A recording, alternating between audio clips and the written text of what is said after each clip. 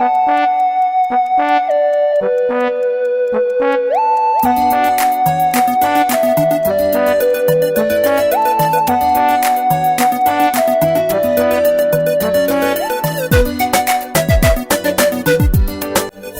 beautiful people. How are you doing? It's my pleasure welcoming you to this edition of Parenting Issues. Welcome to my channel, Parenting Issues. I am Mma Okoye. Today, I want to talk about steps to effective parenting. This is a topic I have treated on my radio program.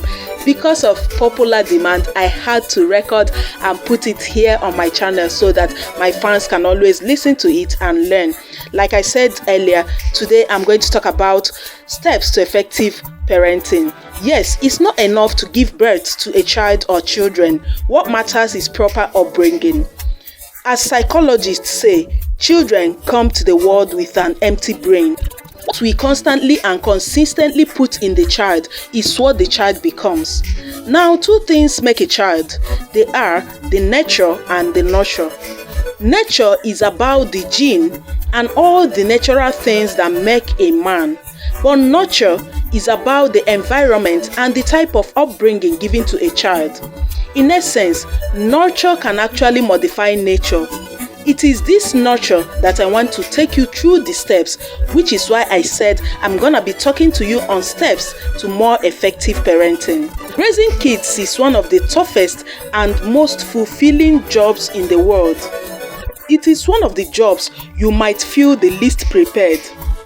Today's children are something else. They have no fear in them. You really need to intentionally do certain things so as to raise them up properly. Okay, let me move to the first step to more effective parenting. Number one is boost your child's self-esteem. Self-esteem is about self-worth. It's about how a person values himself or herself. A child with a healthy self-esteem tends to accomplish a whole lot. Such a child cannot easily be influenced by negative peer pressure because the child knows his or her worth. The child knows whom he or she is. Researchers and psychologists have proven that an individual's self-esteem can be boosted through parenting. You want to know why? Okay, let me tell you. Kids start developing their sense of self as babies when they see themselves through their parents' eyes. Your tone of voice, your body language, and your every expression are absorbed by your kids. Your words and actions as a parent affect their developing self-esteem. It affects it more than anything else. When you praise their accomplishments, no matter how small, you are making them feel proud.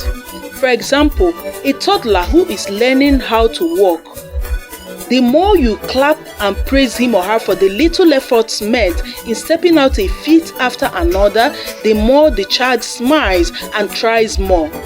It is proven that praise works as a positive reinforcement to an individual.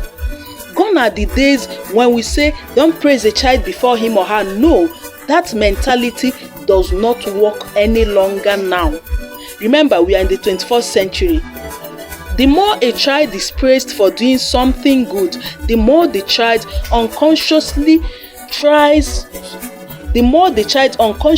wishes to receive more of such praises and hence do more of that act for which he or she received the praises. On the other hand, when the child does something good and gets no reward in form of praises, the child will not be keen to repeat the good behavior because it was not reinforced with praises. This is why we need to praise them at any little accomplishment or any good thing done, no matter how small. Quality child, good society.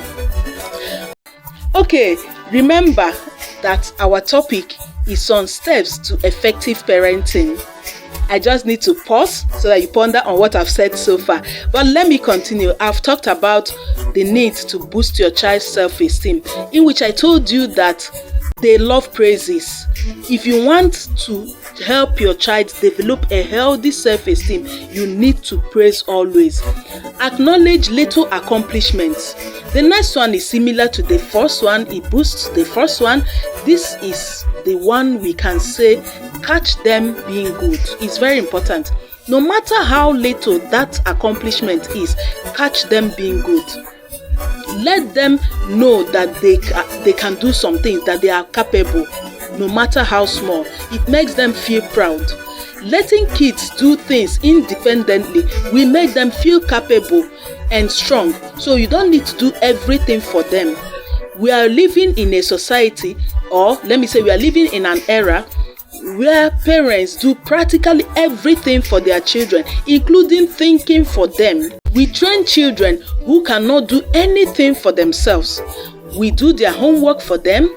We do house chores for them. We follow them to write JAMB, post UTME. In fact, we take every decision for them. We don't even allow them to make use of their God-given brains. We don't even give them opportunity to develop their power of critical thinking and learn how to make use of their senses.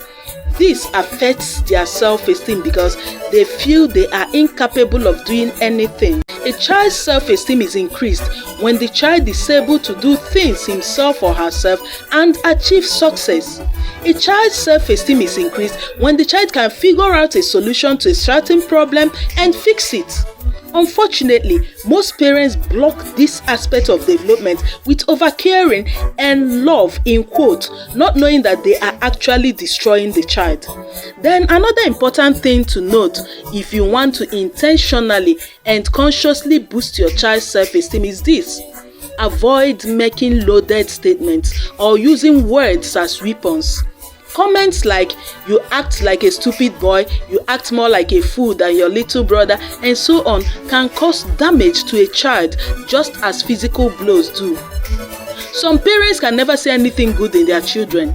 They can never praise a child but would be quick to unleash hurtful words to the child at any little mistake from that child. As a parent, choose your words carefully and be compassionate. Let your kids know that everyone makes mistakes and that you still love them even when you don't love their behavior. Scold or punish when there is a bad behavior and correct when there is a mistake. Even when you scold the child, consciously make efforts not to call the child belittling names. Talk about the bad behavior without cursing the child. There is power in spoken words. Quality child, good society. Okay, that's where I'll be wrapping it up on today's edition of Parenting Issues.